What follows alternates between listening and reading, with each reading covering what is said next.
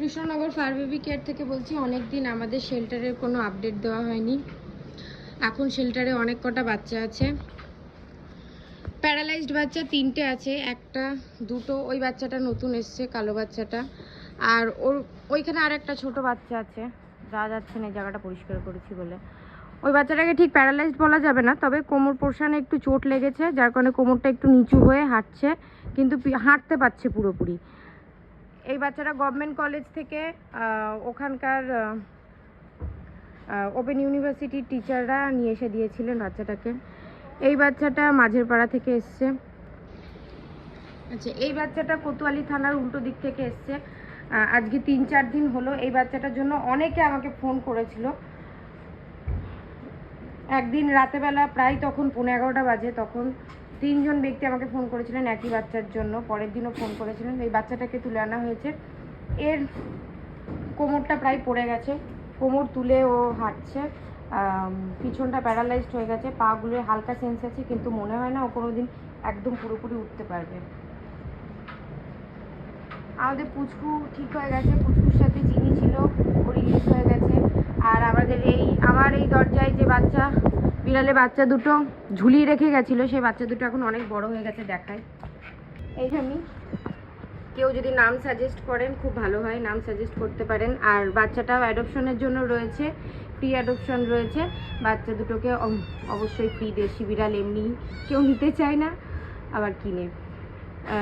Free অ্যাডপশনের জন্য রয়েছে বাচ্চাগুলো, কেউ চাইলে নিতে পারেন। দুটো বাচ্চা একসাথে নিলে খুবই ভালো হয়। বাচ্চা দুটো একসাথে থাকে তো সবসময়, একসাথে খেলা করে। কেউ যদি আলাদাও নিতে চান খুব ভালো, নিতে পারেন। আর নেওয়ার আগে আমরা ভ্যাকসিন করে দেবো, র্যাবিস ভ্যাকসিন করে দেবো, আর এদের ভ্যাকসিন আপনাদের করিয়ে নিতে হবে। বাচ্চা দুটো যদি একটা বাড়ি পায় খুব ভালো হয়, খুব মিষ্টি, খুব খেলা করে এবং ভীষণ কিউট। দুজনে একসাথে থাকে। খাওয়া দাওয়া শুরু করে দিয়েছে এরা এখন। ভাত ডিমের কুসুম আর একটু দই দিয়ে ভাত, এগুলো খেতে শিখে গেছে। তো এদের খাওয়াতেও খুব একটা অসুবিধা হবে না, রাখতেও খুব একটা অসুবিধা হবে না। কেউ যদি নিয়ে যান তারপরে স্টেরিলাইজেশনের জন্য আমাদের সাথে যোগাযোগ করবেন, আমরা করিয়ে দেওয়ার যথাসাধ্য চেষ্টা করব। ঠিক আছে, আমাদের একদম।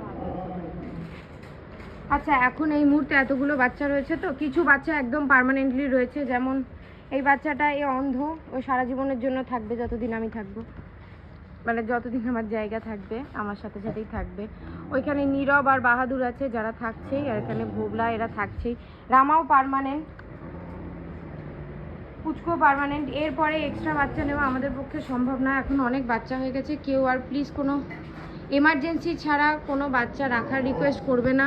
প্যারালাইজড হলেও আমি রাখতে পারছি না, কারণ আমি একা, এতগুলো বাচ্চা আমি ঠিক করে দেখাশোনা করতে পারছি না। আর প্যারালাইজড বাচ্চা এখানে রাখলে আমার মনে হয় না বেশি দিন তার আয়ু হবে। কেউ যদি সেপারেটলি একটা বাচ্চার দায়িত্ব নিতে পারেন তাহলে খুব ভালো হয়।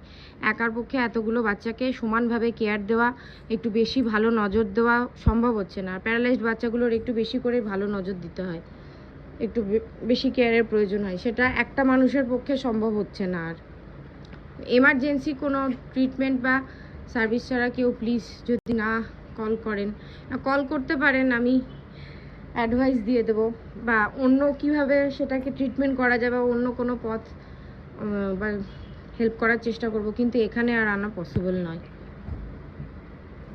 পুচকু, এই কিউট মুখটা দেখিয়ে দাও। চুচি পাই,